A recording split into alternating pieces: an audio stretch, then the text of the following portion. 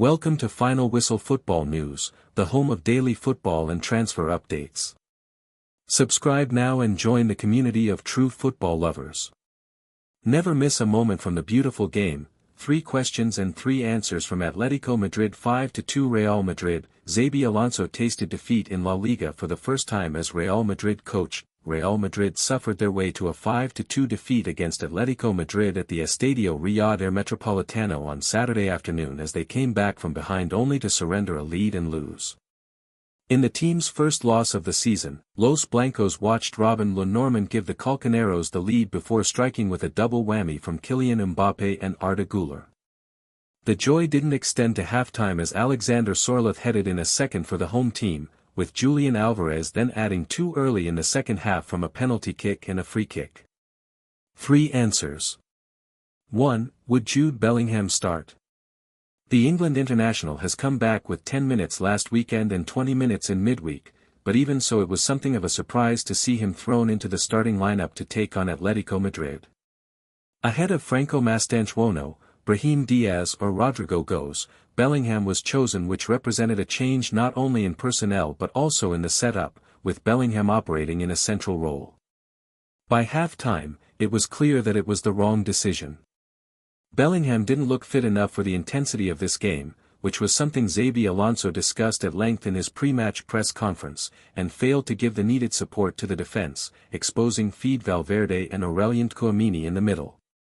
In the end, Bellingham played 70 minutes, longer than Arda Güler, who was standing out, and it may be seen by the coach as an investment in his fitness rather than an immediate benefit. Point 2.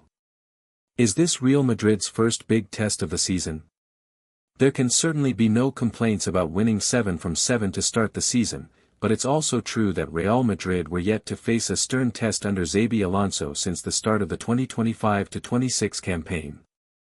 Other than the Champions League game against Olympique Marseille, none of Real Madrid's opponents this season had qualified for Europe, with Osasuna and Mallorca in 9th and 10th being the toughest opponents. This time around, Atletico Madrid have been in poor form with only 2 wins from their opening 6 league and 1 European fixture, but remain a tough side to face under Diego Simeone. The way in which Real Madrid fell apart defensively, particularly with almost every aerial ball into the box, is an immediate concern for the club. 3. Would Real Madrid be able to end a poor run at the Metropolitano?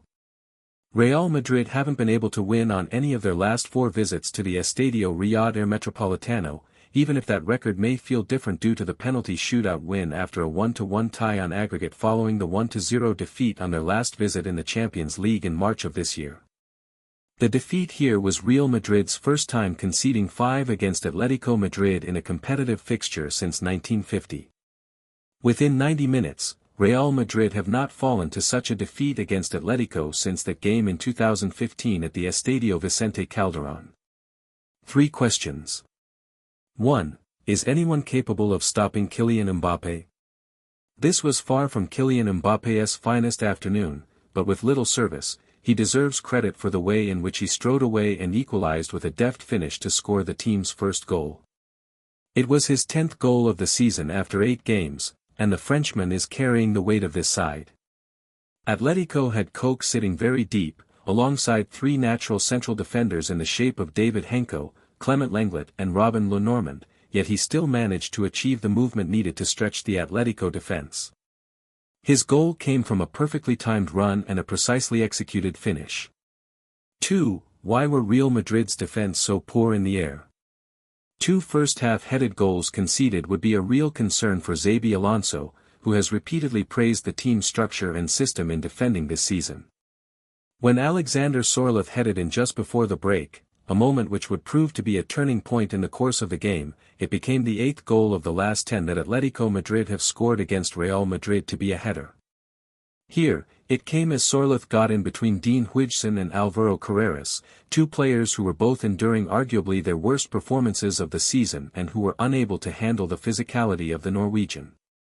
If Eder Militao was playing through the pain, after going down early in the first half and going off at halftime, it would offer some explanation, but the defensive unit lost all of its structure that has been clear this season. 3. Did Xabi Alonso get it wrong? Real Madrid went wrong on many fronts on Saturday afternoon, but many fingers will be pointing at the coach in his first high-profile game in charge in La Liga. Real Madrid have got the job done well in every game this season but have yet to excel and stand out, and this follows a similarly painful defeat in the Club World Cup against Paris Saint-Germain. The coach didn't help himself when he made the decision to bring in Jude Bellingham, unbalancing a midfield formula which has worked well, and effectively gambled. The result was Fede Valverde and Aurelien Tchouameni looking lost in a changed structure and losing their usual dominance of the game, while Bellingham himself contributed little. The less brave move could have been to stick with Franco Mastantuono or Brahim Diaz on the right flank, but the choice not to means that Alonso himself will face the music for much of the criticism after this defeat. Thanks for watching. If you enjoyed the video, make sure to hit that like button, subscribe to Final Whistle Football News, and turn on notifications so you're always in the loop with the latest transfer news and rumors. One more thing, what are your thoughts on these updates? Comment below.